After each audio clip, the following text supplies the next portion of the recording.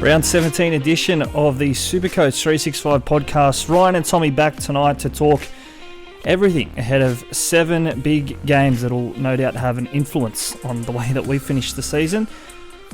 And we're going to chat a little bit of Origin as well, recording on Origin Eve. Tommy, exciting time for the season. It's really coming to a climax. Absolutely. G'day, Ryan. Origin 2 just upon us. Massive game, obviously, for New South Wales. Being New South Wales fans, we're both bleeding blue for the next 24 hours. And I think if it is a Queensland victory tomorrow, Game 3 will be a bit of obviously a dead rubber. And I won't be too excited for it, to be honest. Yeah, fingers crossed that the Blues can get the job done at Suncorp tomorrow night, or tonight if you're listening to this on Wednesday. They're going to be up against it though, aren't they? Winning at Suncorp, not something that they do too often. Although a couple of facts and figures that we've been flying around in the pre-game, Freddie's never lost a game 2, 5-0, Freddie's record, including a win at Suncorp.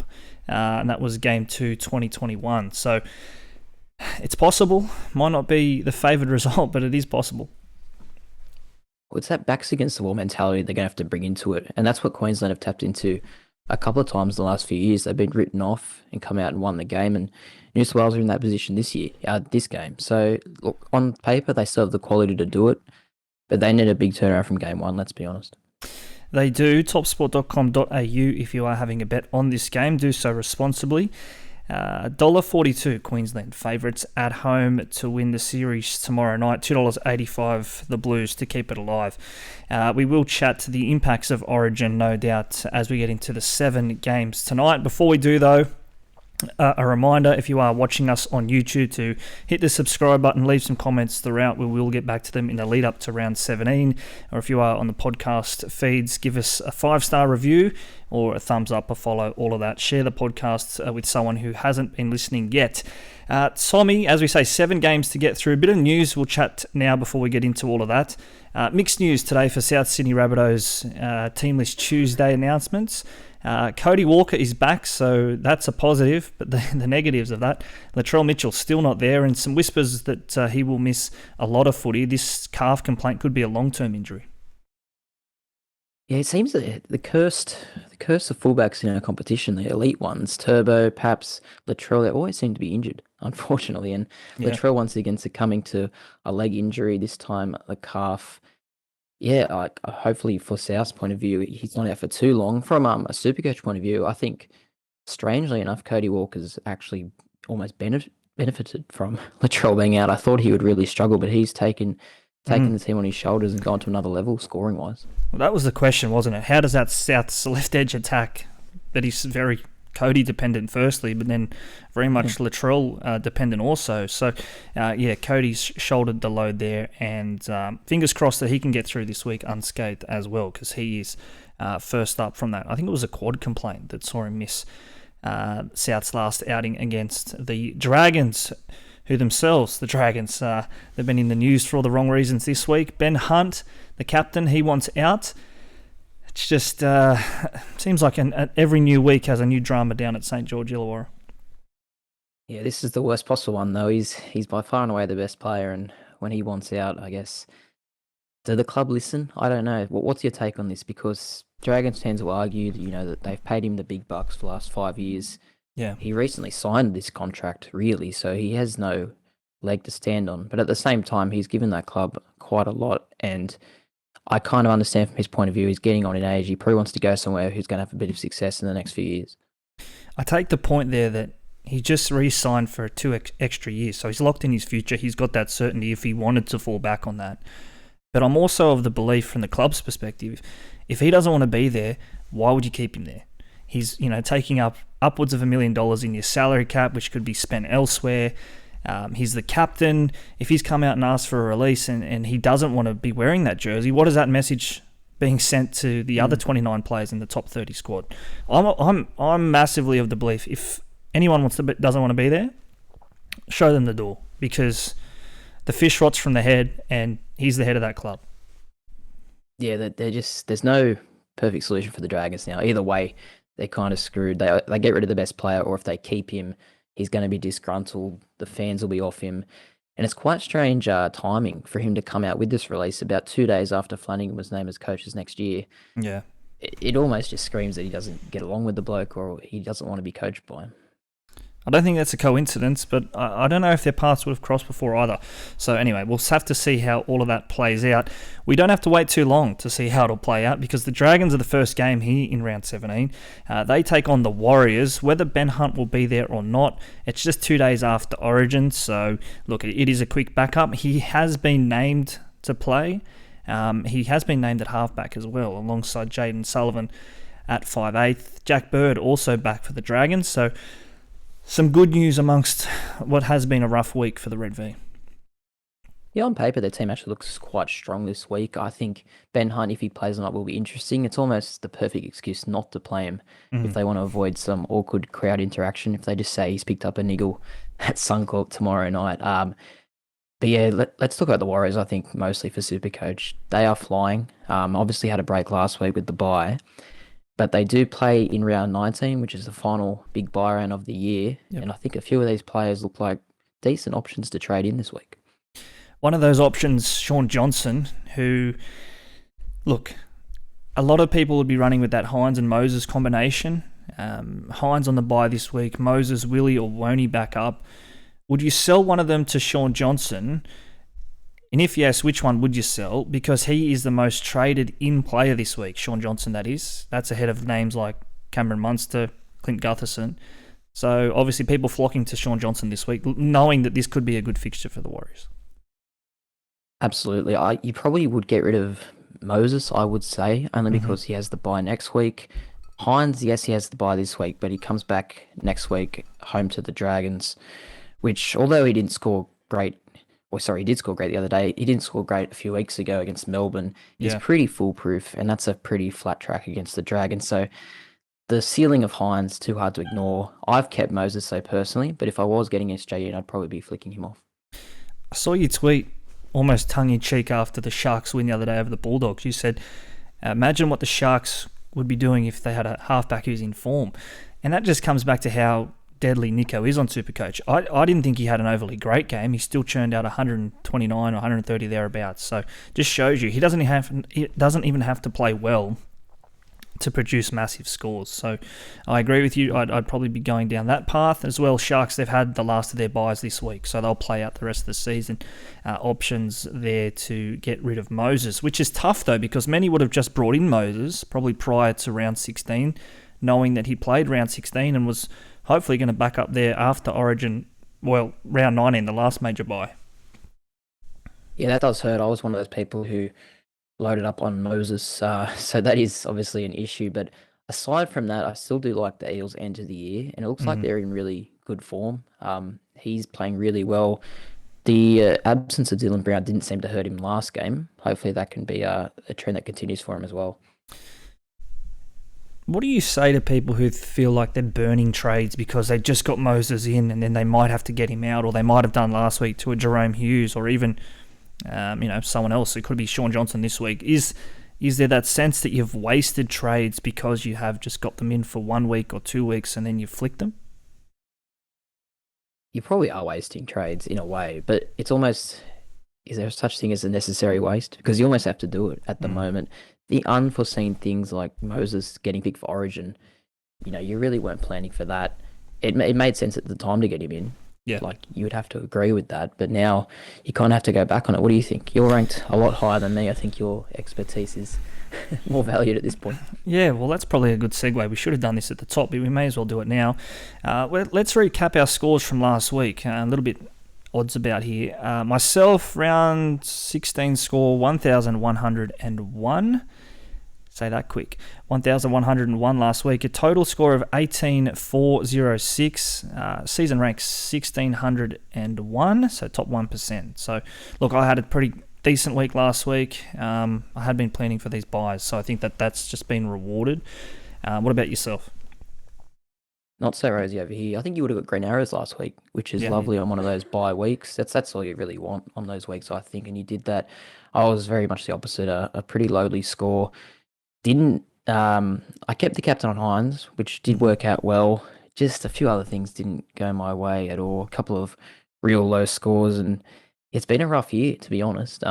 Kind of hoping to get back maybe to top 5% by the end of the year, but that's about as high as I could hope for now. That's still a win. You'll beat plenty home if you do finish top 5%. Look, we spoke a little bit there about the Eels, and obviously a big chunk of their team is Moses. It is also Clint Gutherson, who is the third most traded player in this week. A favourable fixture here, a Saturday afternoon game away to the Dolphins, but we think, I checked the weather this game, it's going to be about 24 degrees and sunny, so perfect conditions for rugby league, and could be perfect conditions for a Clint Gutherson masterclass. He's put on a few of those in the last couple of weeks. He has, and the other day, without Moses there, without Dylan Brown there, he was the man left to take charge, and he did. They win by 30 points against Manly. He's in everything. He scored 3 tries a week prior against the Dogs as well. So he wasn't really on my radar in terms of SuperCoach. I know he was on yours, and you've chimed in at a good time. Yeah, sorry, I'm just having a sip of water here. I picked him up probably a fortnight ago. I think I've cashed in both of those big scores from Gutho, so pretty happy for that. Just on Gutho, what odds would he have been to have been the highest point scorer SuperCoach-wise after 16 rounds? That's what he is. So 78 points per game. He is just 12% owned, and a break-even this week still of minus 14. So is he someone we have to start to look at as a genuine season keeper? Names like Latrell injured, Turbo has been up and down. Reece Walsh, look, we probably want to get back to him at some point, but we've got to start to take Gutho very seriously, I think. We do, and you talk about his overall score there. It comes down to his reliability. All these other fullbacks, as we said at the top, getting injured all the time, picked in representative football. Gutherson's there every week for the Eels. He really never gets injured. Probably unluckily he doesn't get picked for Origin. He would do a good job, but it's our gain on SuperCoach. He plays for the Eels, and he just goes big. They're not even going that well this year, the Eels. I don't think they're even in the top 8. Yet he's got the highest score overall, so that just shows how well he is going. I think you do have to take him seriously. Yeah, I don't know if I have enough trades to get to him, but if I did, I'd be looking at it. So they have the bye next week, Para. You've already said that, but then they play round 19, another major bye round. Their next bye is round 27. So importantly, that's after all head-to-head grand finals will finish. So again, there's just plenty of ticks there for getting Gutho in again this week. Still at the Eels, they could welcome the return of Sean Lane back from an injury. I think he's been named in the extended reserves. Moses and Paulo again named to back up after Origin. The Dolphins, some good news. They're going to welcome back Felice Kafusi, who I think he's been suspended but played last week in Queensland Cup and scored a try in that game as well. Sean O'Sullivan named in the extended reserves. That's a big boost to their confidence and their chances of making top 8 footy come the year's end if Sauce is back soon. Yeah, definitely. I think they have been losing their way a little bit lately. The Dolphins, they needed that bye last week after conceding nearly 60 against Manly the week before. So it's a bit of a reset. As you sort of alluded to, this game on a hot, dry deck up there, two teams that like to attack. It does scream points for both teams. I think even Dolphins players like the Hammer, if he backs up, Jermaine Asarko's been absolutely flying. I really missed the boat on him, but I know you didn't. They'll be looking at some big scores. The new name in the back line for the Dolphins, Braden McGrady. He's on the wing this week. I've not heard of him, but he might be 200k. And if you're looking to kill some money and get enough for the rest of the year, maybe him. He could be an option. So he's actually come in to replace, I think it was Jennings, who I don't think's injured. I think he also played New South Wales Queensland Cup last week, Jennings. So this could be a move from Wayne, a tactical decision. Still talking about Dolphins backs. Valence Tafade. We thought he was dead and buried. He's back. He's in the centres and a break-even of just 7. So he's still relevant as well. JMK has been named despite those recent run of shoulder injuries. So, look, so much of their attack, and you got to say their defence as well, the Dolphins, is centred around Marshall King. So if they can get him back and get Sauce back, you mentioned there, Hammer, Asako, they've got the makings in the core group that could see this team play finals footy. Yeah, it's still within reach, definitely. I think it's a tough game. Eels are in really good form. It's going to be a bit of a shootout, like we're saying. Whoever probably defends the best can win. Dolphins just need to find that steal they had at the start of the year. Yeah. Topsport.com.au has the Dolphins as the outsiders here, $2.75. The Eels, rock solid there, $1.45 favourites. I think that will change in the favour of the Dolphins if the Eels boys don't back up after Origin. Relatively quick turnaround, just the first game on Saturday here. So value there about the Dolphins. I think also value about the overs, 44.5. I think there'll be points aplenty here. Asako or Gutherson as a vice-captain option this week, Tommy. If you own them both, which I'm lucky enough to, but if you had to make a choice, VC, one or the other, which way would you go? I think I'd go Asako, to be honest. Even though I'll probably tip the Eels, I do think the Dolphins can put a fair few points on. He's a good goal kicker. Yeah. Probably bag a try, so I'll go with Jermaine. I think that question will be answered if Moses backs up. Obviously, Gutherson has had the goal kicking the last couple of weeks. If Moses backs up, he won't. So it's probably a game time decision on that one. Okay, next game, Saturday afternoon. This is 5:30 p.m. from Penrith Stadium. Penrith Panthers back at home here to host the Newcastle Knights. The Knights, geez, what was doing there against the Roosters? One of the worst performances from the Roosters, and they still couldn't get the Bickies, the Knights, at home. It was dour. It was an ugly game, wasn't it? Not good viewing for either team, really. I mean, Roosters probably just wanted to get a win. They didn't really care how they won, but that was a must-win game for Newcastle at home, and very disappointing. And it gets much harder, doesn't it? Away to Penrith this week, who are really reliable and welcome back a lot of these names from Origin. They are named. From memory, they did back up after game 1, I think. Yeah, they did. So look, it looks like they're going to roll out a pretty strong team again here. So just recapping that, Liam Martin, along with the other 4 Panthers who played Origin, or who will play Origin tomorrow night, or tonight if you're listening, or Wednesday, they're named to back up, which sees, and this is probably the talking point out of this game, SuperCoach favourites this year, Tyrone Peachey, Zach Hosking, and to a degree Luke Garner. They've all been named in New South Wales Cup. Caveat on that, they're also in the extended reserves here for Penrith. So if any of those names, those Origin stars, don't back up, they probably come in, but not good signs for owners of any or all of those 3 players there. No, Hosking particularly for me. I was looking only 14% still own him. I was in that 14%. I say was because it might be time to get rid of him if he's not getting named this week. Like you say, though, he's in jersey 18, so if Liam Martin doesn't back up, you'd imagine he'd be straight in there.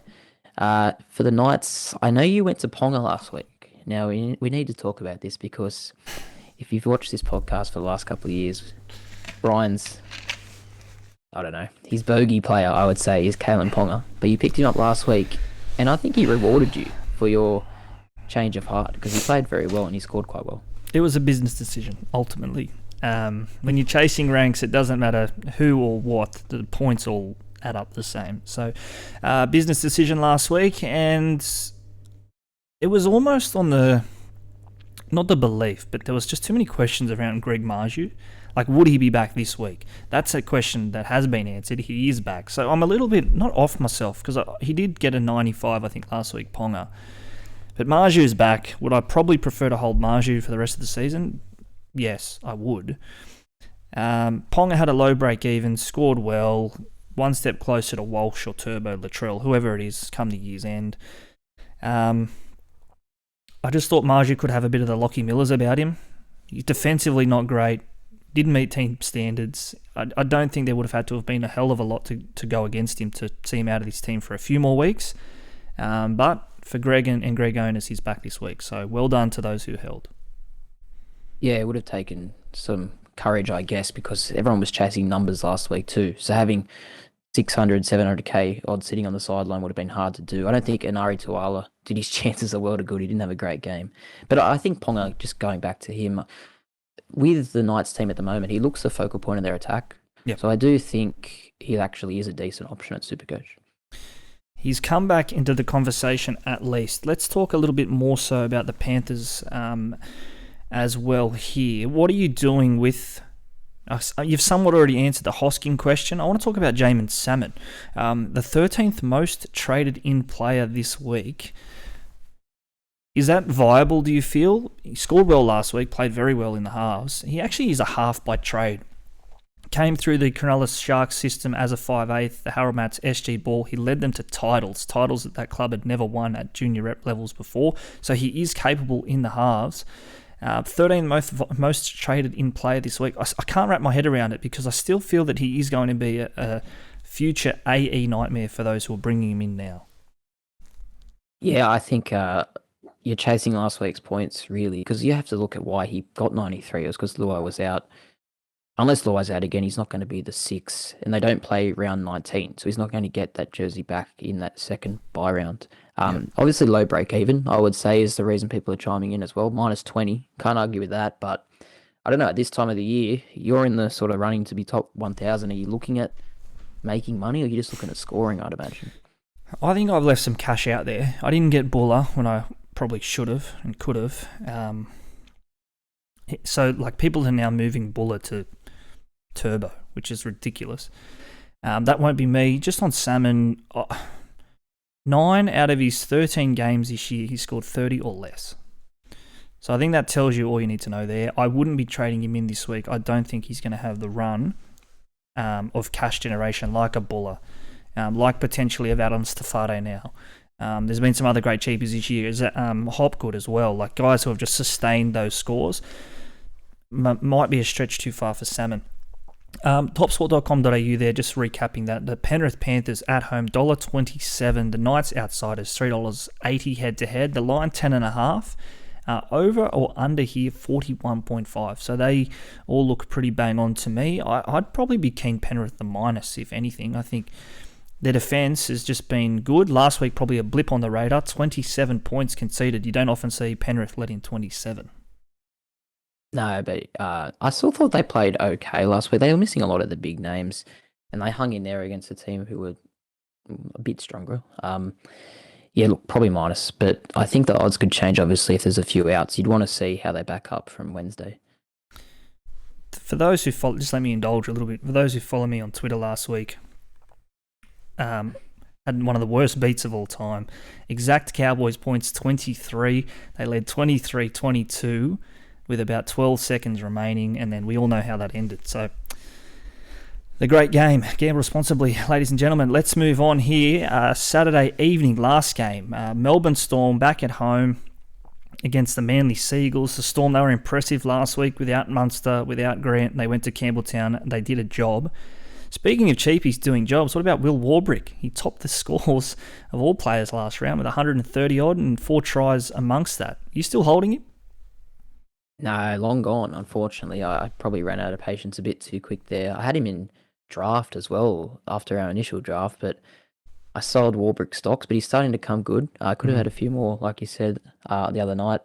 But like the Panthers, the Storm players pretty much all named to back up. Obviously, we have to take that with a grain of salt, seeing how they get through tomorrow night. But on paper, it looks like a red-hot team for them. Cameron Munster, second most traded in player this week, a break-even of the mid-50s. Would you buy him, knowing that he's still got to get through Origin 2? I think after Origin 2, you can probably tell me there who they play. They play the Panthers. Am I reading this right? Panthers round 18 they play. And then they have a bye round 19. That's the Origin 3-week round 19. Into the Roosters at the cricket ground, which he may not even play. Break even of 55. I'd almost be inclined to just watch him until maybe round 2021. Yeah, I'm with you. I think you summed it up well there. They do have a decent game this week if he plays. But then Penrith and then a bye with him playing Origin. So you just want to... And then they've got 8 games straight at the Storm. So if you can get through Origin unscathed, they do have a nice little run at the end of the year, which I'd be happy to chime in on. But maybe hold off at the moment. But hey, if he comes out and gets 100 this week, would you be surprised? No, probably not. He's probably a good captain option this week as well. So... in a week which I know is probably lacking a genuine captain option back end of the week, he could be the one. He didn't back up after Origin 2 last year, so just keep that in mind. I don't think he did in 2021 either. So he has played after Origin 1 in years gone by, but Origin 2, generally the Storm, they give him a rest. So interested to see how that plays out with Munster. I think if you're moving Bula to Munster, then maybe. Tigers obviously on the bye this week, so if you're going via the duels, that's a no-brainer. But would I be selling... I mean, who are people running at 5/8 these days? I've got Walker and... is it Crossland? I'll have to double-check. Walker and Ponga I've got. I wouldn't be selling them for example. I don't think many are still holding Dylan Brown. So, yeah, that's sort of my thoughts. What an amazing year where you can say that you're moving Bula to Munster. Someone we never even heard of 2 months ago to probably the best player in the game almost. Quite amazing. Is that the trade in or not trade in that we'll remember this year by? Like, did you get Bula or did you not? I think ultimately, moment. Yeah, it's going to come down to something like that. Like, I didn't get him, right? So I'm poised top 1,000 thereabouts now, but I think there's others who are going to be on my tail who did get Bula, who haven't yet cashed out to a proven gun, that are just going to swoop.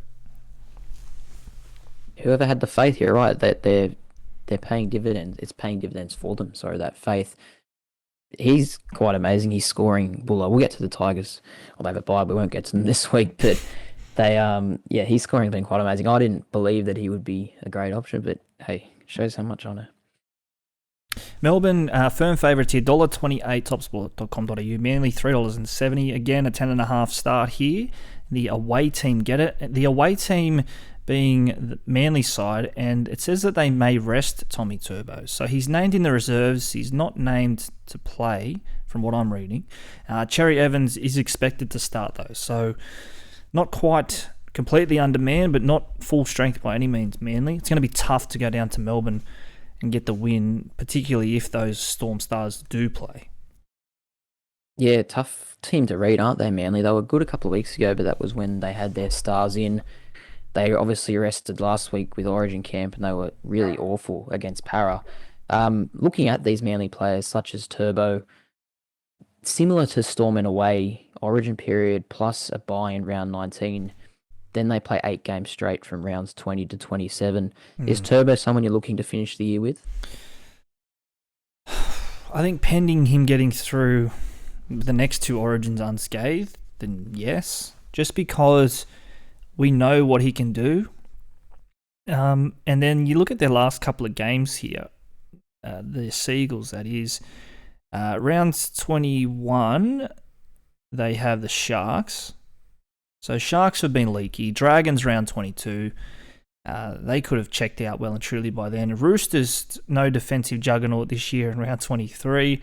Panthers, that's a tough game, 24. Away to Warriors round 25. So a couple of games there, 24-25, that are tricky. But then to finish the year, the Bulldogs and Tigers in rounds 26-27 respectively. So overall players, such as you and I think there's enough good games in there to warrant going back to Turbo at some point. Yeah, I agree. I'll be probably looking at him. Obviously, injuries is massive, especially with him having to play possibly 2 more Origins this year. So watch the space with him. But I think if he gets through, I'll be looking at him. Just on Manly still, obviously we saw players like Schuster, Schuster, Garrick, Saab even go big against the Dolphins. But it was just a 1 week wonder maybe, because it was tough watch last week for people who had Garrick, such as myself, vice captain on a week where there wasn't a lot of big names. He only got 20 points or thereabouts. I don't know if it's down to him being in the centres or not, but pretty ordinary viewing. Schuster was pretty quiet, and Jason Saab got 8 if you had him anywhere. So, I don't know if they're going to bounce back this week or not. I'm not too optimistic. No, I'd probably prefer to watch without most of those names there. A lot by necessity will be running Garrick and Schuster. Look, Garrick, he's a gun. Like, he'll bounce back. Schuster, you probably, if you could make way around him or to not play him this week, or if you are holding him at 5/8, Schuster to Munster, I'd be happy to do that, just because we know what we're getting with Munster. We don't know what we're getting with Schuster most weeks. But yeah, that's sort of our thoughts on that game there, I feel. Let's talk Sunday footy, because there's 3 games to get through on Sunday. The first of which is the Broncos at home, Suncorp Stadium, against the Titans. Broncos firm favourites, $1.32, topsport.com.au. Titans, $3.40. They make the trip up to Suncorp. Look, this game just screams points for me. If they're all on deck and all backing up after Origin, this could be anything, this game. This could be an absolute shootout. I know Broncos defensively, they've been good this year, but tired bodies after Origin. Titans love playing attacking footy. This screams a game for SuperCoach for me. Yeah, it just looks like a fun match, doesn't it? And fun game, especially if you own a lot of the players. I know personally I'll be watching Reece Walsh very closely, possibly as a captain option. Yeah. I've probably kept him this long just for games like this where I think he will have a field day. So hopefully he can get through Wednesday night unscathed. They're going really well, the Broncos. This could be a game where they really do cash in and put on a score. That's an interesting one there with Walsh, and I hadn't considered him as a captain option this week because I don't own him. I could be talked into like a fear of missing out trade of getting him back. So I will be watching Origin 2, hoping that Queensland lose, but hoping Walsh doesn't get injured, because I think he is someone like Munster, like Travojevic, that we will target on this run home. Speaking of the Broncos getting through Origin unscathed, they've all been named to back up. Walsh alongside Haas, Carrigan and Flegler. Selwyn Cobbo, interestingly, named to play here, but Jesse Arthur's jersey 18, so keep that in mind. Kurt Capewell is out for a couple of weeks, seeing Brendan Piakura into the starting side. The Titans, importantly, Tino, Fotuaika and Brimson all named to play as well, backing up from Origin at this stage. So hopefully we can see the quality on show in this game. I think this is a game making and deserving of, at their best, two teams that could be figuring in top 8 footy. Yeah, I agree. Good forward battle too. Haas and Carrigan, Flegler up against Fifita. Big Mofo getting an Origin start as well. Tino. So yeah, really good game on Sunday. I think even though Brisbane -9.5 with TopSport $1.32, even though I do think they'll win, I still think if you're owning some of these Titans players with some higher ceilings, such as your Fifitas, I think they'll have a good game. Like you said, looks like a high scoring sort of game. Brisbane love scoring points. Gold Coast can score a lot too, so I wouldn't be too disheartened if you're owning Titans players here. Speaking of, you mentioned a couple of names there. We've got to talk about David Fifita. After Origin 1, he barely played minutes. I think he got out there for maybe 20 or 30 at most. You captained him in draft that week, so you know the pain of that. What are we doing with him in the classic sense? Because most would have sold. If you're still holding, do you sell, or do you just hold for the rest of the year and hope that he gets through this Origin series without injury and gets back to what we saw him produce in rounds 1 to 12 to start the season? Yeah, I've held, and you've just made your bed, you have to lie in it by this point. He's missed the last 2 weeks through various reasons, so yeah, I think I'm just keeping him for now. I'm hoping, maybe I'm being optimistic, but against Broncos, a former club, a big Queensland derby, he will play more than the 15-20 minutes he played last time after Origin. It's an extra day after the game too, rather than they played on the Saturday last time. So look, hopefully a few factors there which are in his favour. What are we doing with Tino? I bought him before that Tigers game a couple of weeks back. His form was just too good to ignore, I think. He's 6th in the NRL for a 3-round average. That's 101 points. He's 6th in the NRL for 5-round average, 92.4 points. Just numbers that you can't ignore, like I say. He's played 59 minutes after Origin 1, which was slightly down on his season average of 62 minutes per game. But like you say, big game, big challenge against the Broncos pack. Like, this is Origin all over again on Sunday. Tino versus Haas. I would still be buying him this week, despite everything I said about Munster. The price tag for Tino, he's justified it, and he's a try-scoring forward with a massive motor. He's just not going to let you down. Dual position as well. There's just so many reasons for having Tino sooner rather than later, because you're going to want him for the rest of the season. Yeah, he's gone to that next level on SuperCoaches this year, hasn't he? 75 average. That's elite for someone in his position. They don't have another bye this year, the Gold Coast. Obviously, Origin, 2 more games for Tino to get through, so he will miss 1 more game in round 19. But I still think, like you're saying there, whether or not you're buying him or not, if you're holding him, you're happy. You're not selling him. I think you play him out to the end of the season. But he is also a buy option, even though the big price. Imagine trading Tino in draft. I did that. I did that this year for Joey Manu. It hasn't worked out for me. I got slammed from our guys in our little group chat. And look, I'm sure there would have been others who saw the appeal of Joey Manu. My eyes lit up. I just couldn't resist. And look, we all know how it's played out. Tino's probably gone on to be top 5 player, like those numbers there should suggest. Anything there, topsport.com.au taking your fancy, Tommy? The overs, it's a high line here, 47.5. So the boys up there at the Top Sport offices, they're echoing our sentiments. They think there's going to be points aplenty here. Yeah, I couldn't take that on. Maybe the Gold Coast plus 9.5. It could be a real close, entertaining game, this one. So maybe leaning that way, but yeah, just one to sit back and watch your SuperCoach scores go up, I think.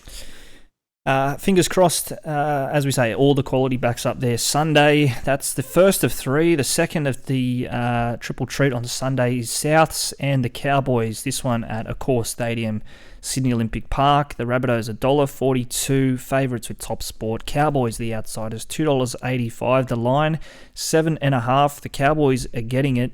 The big news, obviously, Latrell Mitchell, he won't be there. Cody Walker is back. SuperCoaches licking their lips at that because there's been dramas around 5/8, notably Dylan Brown. So if you're holding Cody, you're going to need him this week. Yeah, we did. We missed him a couple of weeks ago against the Dragons. South missed him too. They obviously lost that game, nearly got it back at the end, but not to be. Cameron Murray also is named after Origin, which is good, along with Damien Cook. So their team is looking pretty strong. And I think that if you're holding the likes of Cody Walker, maybe Alex Johnson, even Campbell Graham, a couple of these players you might have picked up in the last, or during the bye periods, I think it could be a good game for them. Cowboys going better, but they're still not a defensive juggernaut by any means. Murray and Cook, they're interesting because we think Cook's going to play majority of minutes at 9, probably 50-odd, Origin footy, that is.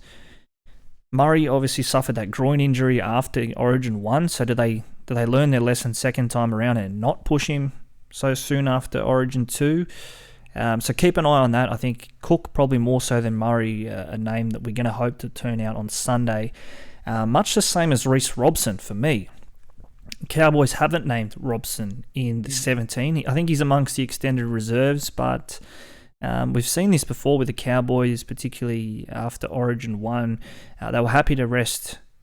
Was it Murray Taulagi? No, he did play, but initially Taulagi was going to be rested, and then the late switch with Valamai and Felt as it turned out. But watch on these Cowboys Origin reps. It is quite interesting. They look like they're the only team that have taken this approach of naming their stars on the reserves. They've named all 5 Origin players on the reserves. Pretty much all other teams have named them in their starting side. Whether or not that's how it plays out on Sunday, I don't know. I think Todd Payton he seems to like the longevity of players. You've seen it with how he treats Jason Taumalolo. I feel like he may not back up many of these players on Sunday. Yeah. Which is interesting as well because Wayne Bennett obviously did the same for the Dolphins after Origin 1.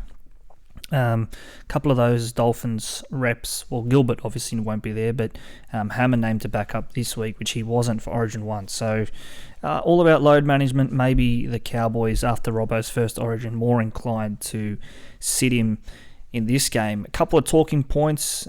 Captain Cody, is that an option this week, or is it too risky first up from injury? We know how good he's been, Cody Walker. Back at home, Sunday afternoon footy. Souths, they love daytime footy. Is Cody the captaincy pick this week? He's definitely a contender, no doubt. His scoring speaks for itself this year. 4 scores over 100. Hasn't really taken any negatives from Latrell not being there. If anything, it's made him more dominant on the ball. And with Cowboys, if they are going to miss a lot of these players, Souths definitely look like strong favourites. So I don't know if I will put the C on him, but good chance. What about you? He is my captain at the moment, but this is before I've considered Reece Walsh. Yeah, I just think Sunday afternoon footy, we know what he can do at Accor Stadium as well. Just looking at his numbers at Accor this year. So round 4 against Manly, he scored 80. Round 5 against Melbourne, 76. Round 6 against the Bulldogs, 132. In a wet, tight game against Penrith, round 8 at 66. Against the Tigers, a 63. Against the Raiders, round 13, 68. So his worst score at home this year is 63. So, look, that's not quite captaincy numbers, but there's numbers amongst that which suggests that it sets up nicely for him here, Cody Walker. Yeah, and like you said, there's not an obvious captain this week. Nicho Hynes obviously with the bye, and he's been the captain, or him and Cleary both not playing often, the captains that we're looking at. So it does open it up to get a little bit more creative this week, and you would still think Walker, though, will be in the top sort of 3 or 4 captain options. Talking about creative, how, I guess, balls to the wall would you have to be to throw it on someone like a Scott Drinkwater? Not that well owned at the moment, just 3.2% owned, but his numbers suggest that we should probably be taking him a little bit more seriously. Obviously had that tough start to the year. He scored a 1 in round 2 against the Broncos. But I said on last week on the Beers and Breakevens podcast with Tim Williams, you take that 1 out, his season average is closer to 80, a 3-round average of 105 points, a 5-round average of 97 points, which would see him first in the NRL if not for Kalyn Ponga, who's played just 2 games. So, look, what I'm getting at, the course of the last 6 weeks, Scott Drinkwater has been the best player in SuperCoach. He's just 3.2% owned. Yeah, well, I think that he's just a barometer of how the Cowboys go in terms of attacking. When they're on, he is in everything. And he scored that winning try the other night. He had a great game. He's scoring so well. 3.2% is very low, isn't it? I'm very surprised at that. From memory, they have a few buys coming up, the Cowboys. I think that's the only maybe negative on him. But in a fullback position where there's lots of injuries at the moment, yeah, I mean, you could hang out on him a little bit. I think you're right. There is a couple of buys coming up. They don't play 19. They don't play 24. And their first buy was only round 15. So they're getting 2 buys in the space of 5 weeks there, round 15, round 19. And then, they will miss, importantly, a SuperCoach head-to-head finals week. Probably the only knocks on Drinkwater because he has been getting back to the point and scoring points that I was hoping to see from him earlier in the year. As I said, drafted him pick 10 overall. I was big on Drinky this year. Suddenly he's repaid the faith. Okay, anything else there, or are you happy to push on to the last game of the week?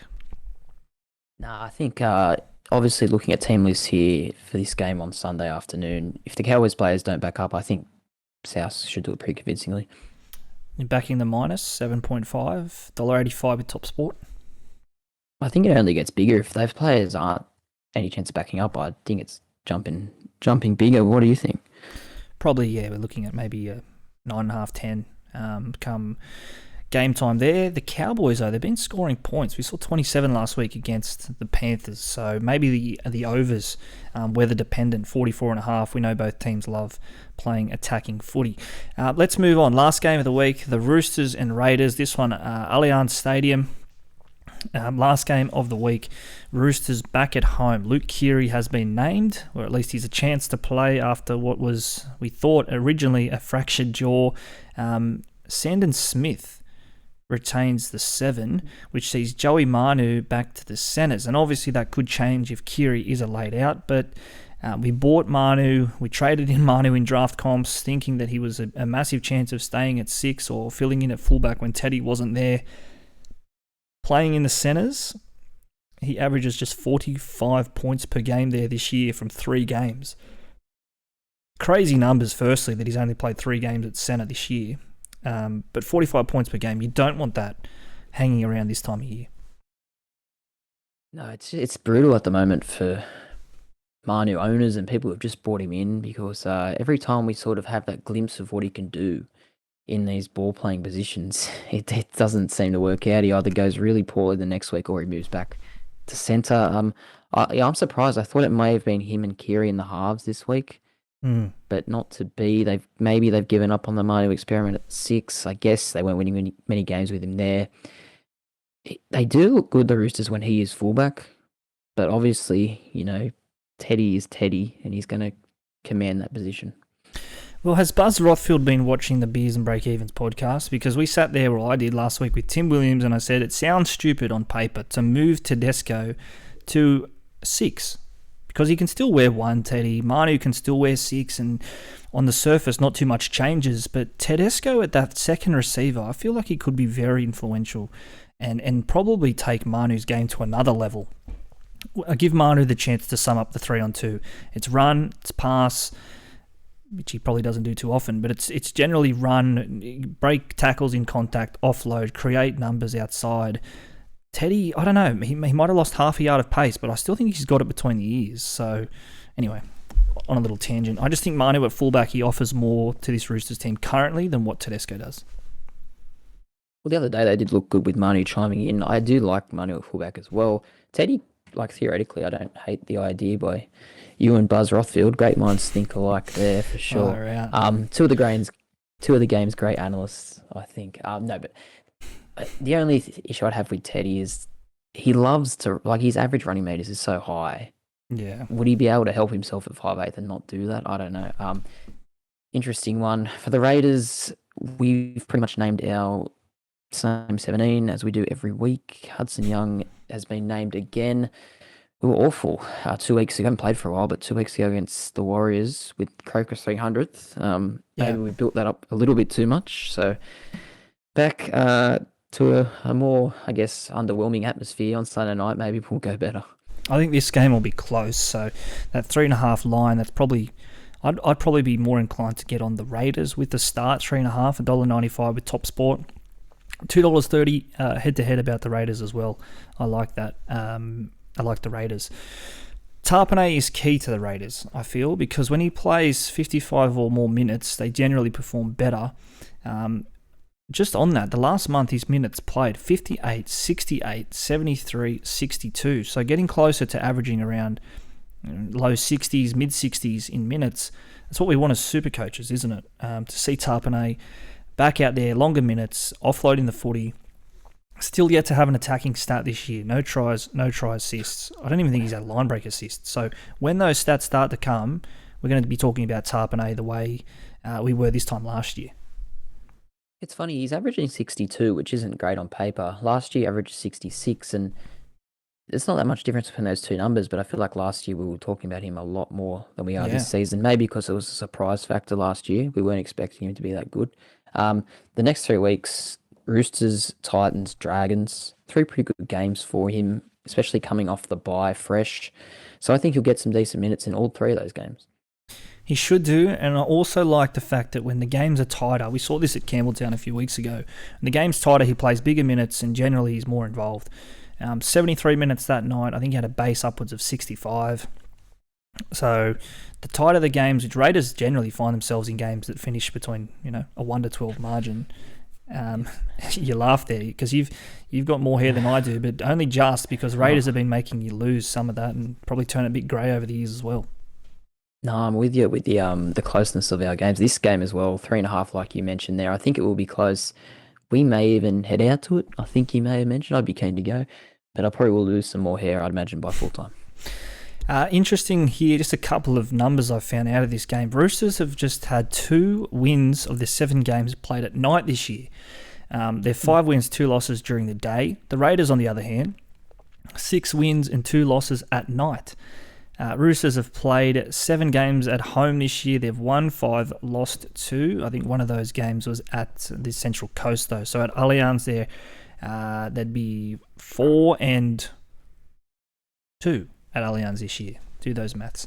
I don't know what you make of that, though, but I just think important we say that because traditionally the Roosters have been that prime-time footy team that have turned up in the big games and won under lights. The Raiders, I think, historically, the better dry track footy team, Sunday afternoon. I think this game's tight. I think Raiders can win, actually. I'd be keen there, even though they are the outsiders. Yeah, I hope you're right. 2 teams sort of struggling, I think, for their best in attack. So, yeah, I think it just screams a close game. And like you said, players like Tarpanay, when it's close, more likely to go big. Okay, that's it in terms of the games. You want to do our trading places? I think now's the time we do that. If you're making any moves, that is. Well, I haven't settled on any, to full disclosure. I have 1 boost left, and it may get used this week. Zach Hosking not getting named was a big kick in the guts, really. I did want him there because I am chasing numbers. I don't know how you're tracking for this week, but I'm going to be lucky to field 17. Paul Alamotti is another one that may go. Yeah. He's kind of just sat there all year, but not really achieving much, especially this week with the bye. And yeah, that's probably about it. Those Stafford Tower, sorry, also same. He's been a terrible buy for me. Sort of was trying to offset not having Bula, getting Mm. another Tiger in, but it just completely has backfired. He's done really nothing. He was playing six the other day against the Storm, so he is going to be making way for sure. Possible trade-ins just quickly. Asako, maybe if I can get to him. This is if I use a boost. Campbell Graham as well will be someone I'm looking at. How about you?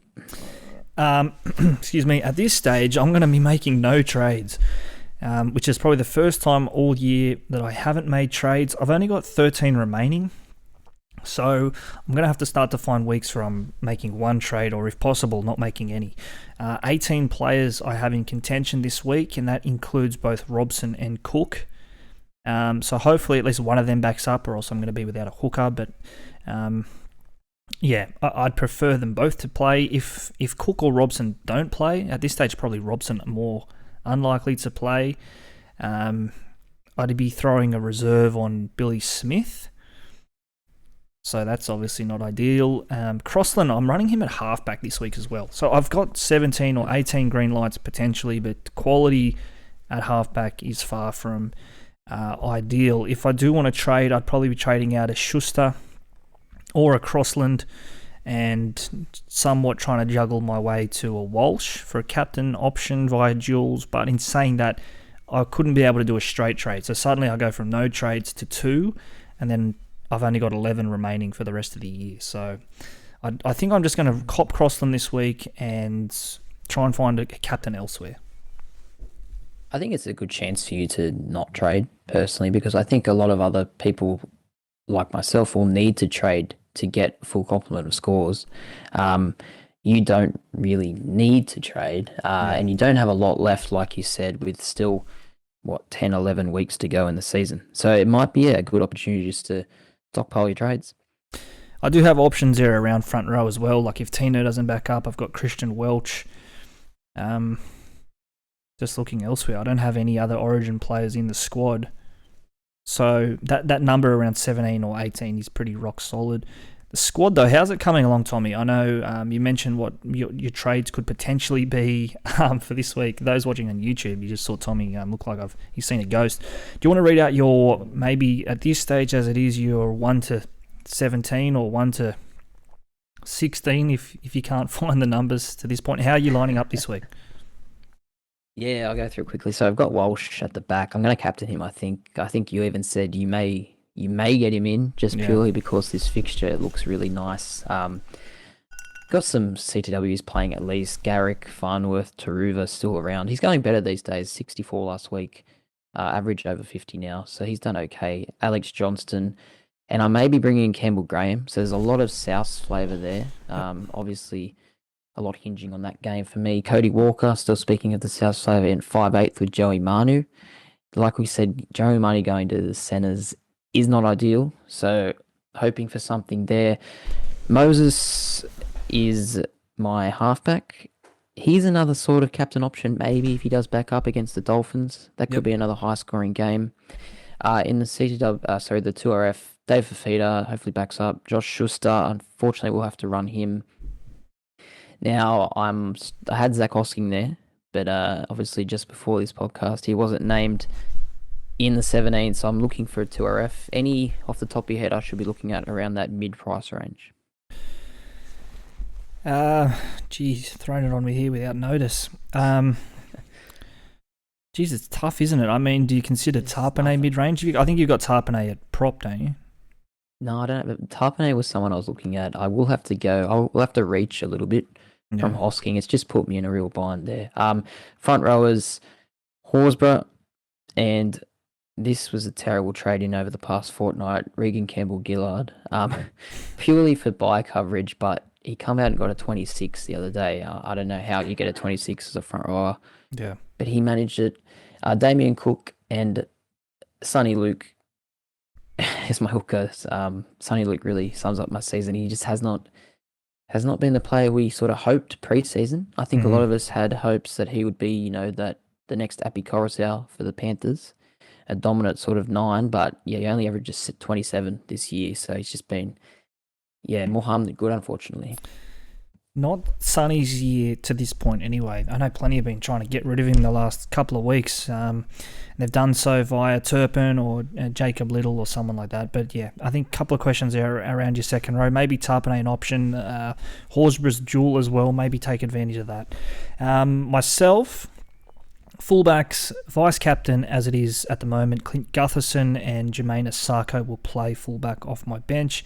Centre wings, Valence Tafare, Joey Manu, Ruben Garrick, Nick Meaney, and Billy Smith wearing one of my armband reserve armbands. 5'8" and captain Cody Walker. Kalyn Ponga also will figure. Phoenix Crossland, my halfback. One of the greatest trade-ins I've ever done, Crossland. And he's still doing a job. Round 17, Phoenix Crossland hanging around. Second rowers, Hopgood, Tohu Harris, and Schuster.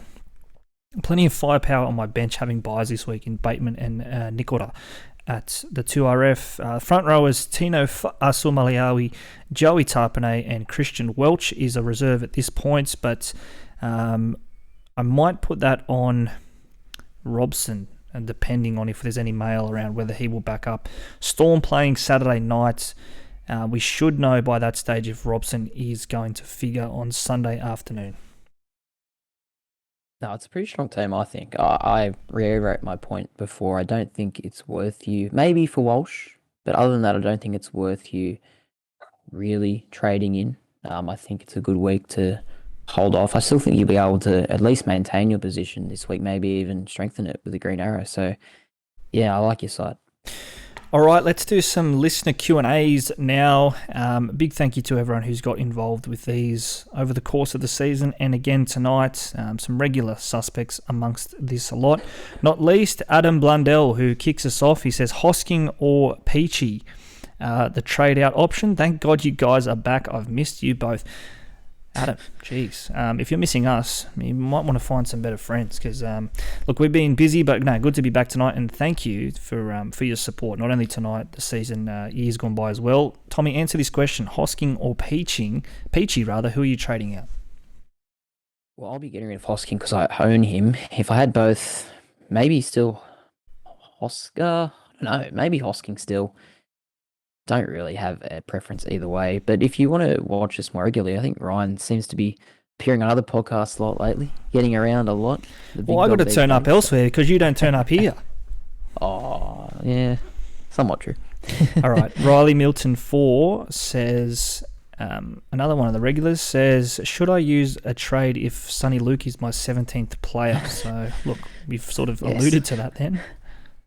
Yep. Do it.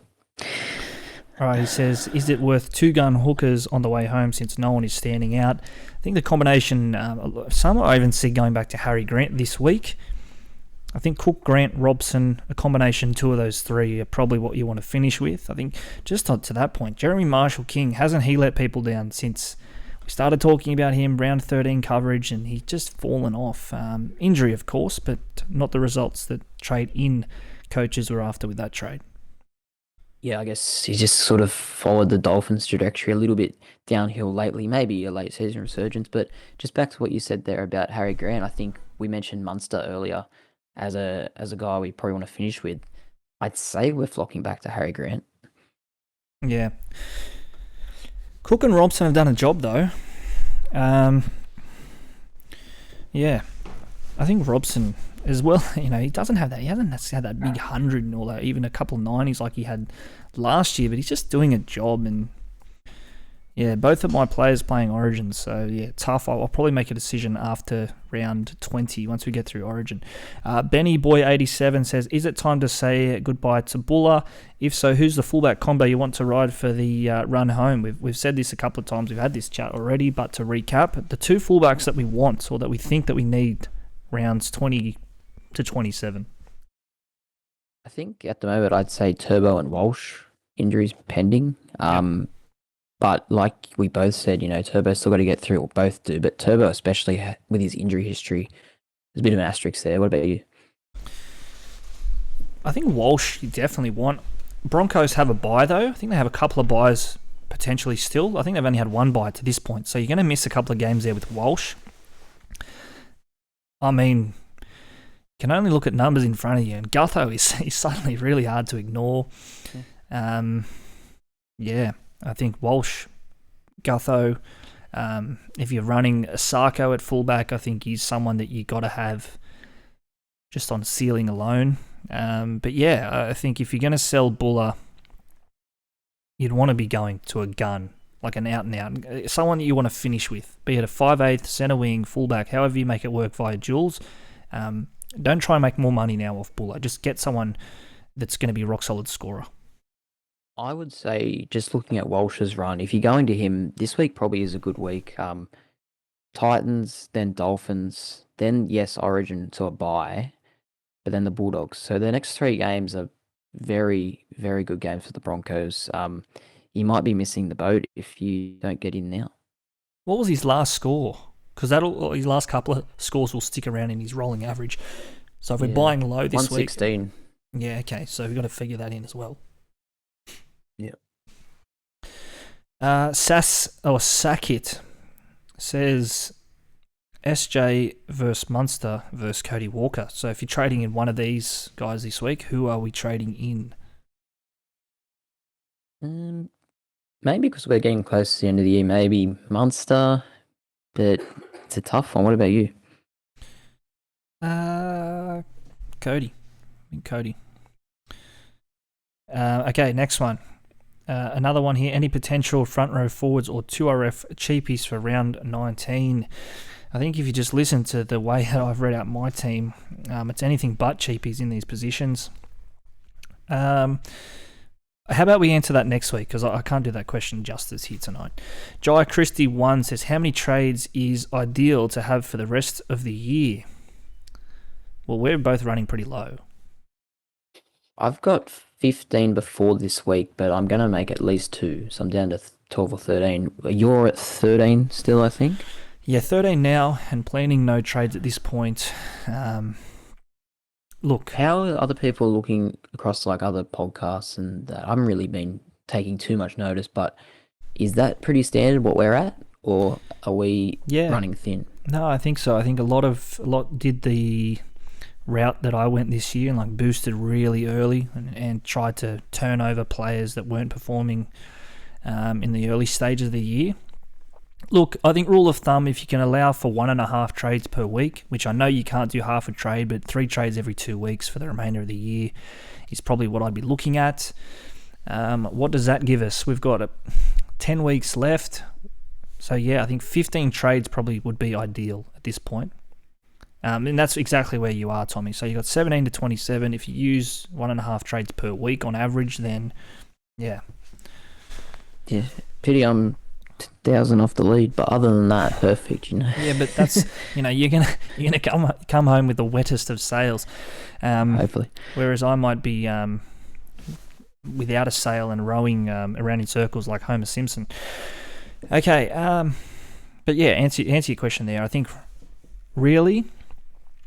the last 6 weeks you probably want to be using 1 trade max. And that's if you have to, like out of necessity. If there's injury and you can go from someone to someone straight, then that's where I'd be budgeting trades. From rounds 20, 21 onwards, I'd probably be using max 1 a week, if that's possible. Okay, Nipper Simpson says here, is Moses a sell? I only brought him in 2 weeks ago. So this is sort of how we started the chat tonight. Are you wasting trades if you're getting rid of Moses after only holding him for 2 weeks? I think you wait for this week against the Dolphins. Hopefully he backs up, but then they buy next week maybe is time to say goodbye. What do you reckon? Yeah. Who do you go to, though? Like, if you're selling him next week, I don't think Sean Johnson, I don't think you want to finish with him. Personally. Like, it may seem controversial. Most traded in player this week, but I don't think I want to finish with Sean Johnson. You're going to want to get Cleary back at some point. Cleary won't be ready round 18. You're going to want Nicho. Jerome Hughes has been up and down. Maybe just hold Moses until Cleary's back, and it's going to be close enough to a straight swap, you think. I want to hold him because of that reason. There's no one obvious to go to, but round 18 bye, round 19 Origin, that's 2 weeks. You don't have 2 halfbacks. I don't know. Like, That's going to hurt. Yes, there's not an obvious person to go to, but just that position you kind of do want to be strengthened. Cleary, we're all just waiting for him to come back, really, aren't we? Yeah. A couple others from Nipper here. It says best centre wing options: Campbell Graham, Osako, Manu. Maybe add one more to that list. So he's named 3 there, 3 good options with Graham, Osako, Manu. Who's complementing him at centre wing? I think Garrick is obviously someone that you're going to want to have. Garrick, yeah. I mean, obviously the centre. I know he went well at centre a couple of weeks back, but I'm not convinced about him at centre. Maybe Alex Johnston's another one. South's playing the Dogs in round 19 bye week. He could be a one, but yeah, I think Osako, Campbell Graham are the 2 there. I wouldn't be going maybe to Joey Manu anymore. I've been banging this drum the whole year. He's yet to really break off the page and be someone that's just crying out to be bought. But Ronaldo Mulatalo, I keep coming back to Ronnie. He averages 65 points per game. That includes a 9 against the Rabbitohs in round 1. Otherwise, his lowest score beyond that would have been a 51 in round 14 against the Broncos. So, look, Ronaldo scores consistently around the 60s, 70s, a couple of scores in the 90s this year. Getting him at a good price, $617,000, has the buy this week. But look at the Sharks month, like when we're playing head-to-head finals SuperCoach, that's a great last month. He's going to be scoring tries if the Sharks are firing towards top 8 footy.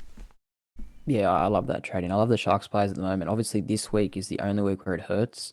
And that's why I'm struggling for numbers, because I do have a fair few Sharks players. But beyond this week, almost certain they play every game. So, yeah, really good run-in for him. All right, last one here. Jack Murdoch says, trade in targets in order. Would you go out of these 4? Well, I think we know who's going to come last of this lot. But Munster, Tino, Fifita, and Latrell. I'm going to go Munster. The way he's written it, probably Munster, Tino, Fifita, Latrell. I think that's spot on. What do you reckon?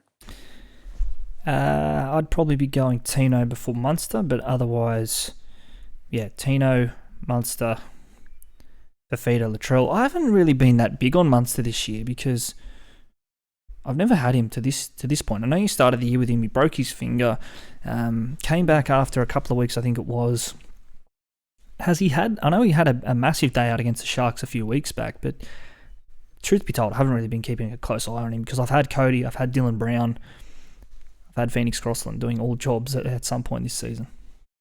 Yeah, he's averaging 75. He's had a solid year without being spectacular. I do just think with the lack of gun 5/8 this year, especially if Dylan Brown doesn't get back, you're going to want Munster. They play their last 8 games straight, the Storm. And it's not like they're careering away with the minor premiership this year. They're needing to win games to, finish top 4, top 8. So you'd like to think you'll be having a big hand in those. Well, I think we said before we probably wouldn't even be looking at Munster until round 20, thereabouts, or 21 after they play the Roosters round 20. Dylan Brown's court appearance is round 19. He would be back round 20 for the Eels. Then they play 7 weeks unbroken. So if you're not getting Munster this week, I don't think it's dropped tools for Munster because Dylan Brown's coming back at some point, and we saw how good Brown was before he's gone through this latest mess. All these things we have to think about for SuperCoach, not just on the field, is it? No, absolutely not. All right, let's leave it there, Tommy. Big episode tonight for those who listen tonight, Tuesday. Thank you for tuning in. Or Wednesday, enjoy your Origin footy. Tommy, give us an Origin prediction before we wrap it up. Heart says Blues, but head says Maroons. I think Maroons 1-12. Give me the Blues. I can't not tip Origin with Hearts. All right, we'll wrap it up there. SuperCoach365 podcast, round 17 coming at you. Like, follow, subscribe wherever you get us across the socials as well at SuperCoach365. Ryan and Tommy back with you. We'll be back here, same place, same time next week. Up the Blues.